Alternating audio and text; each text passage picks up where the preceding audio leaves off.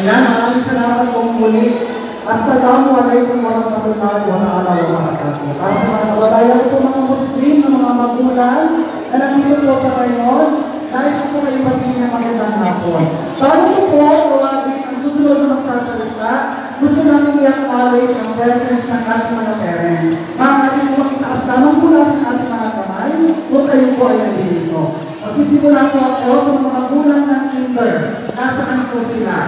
Ayun! Ano naman natin? Ang mga magulang ng kinder? Ayan, mga nakabayan po sila. Mga magulang ng grade 1. Ayun po, naka-grade. Mga magulang ng grade 2. Ayun po sila, mga nakagulang. Mga magulang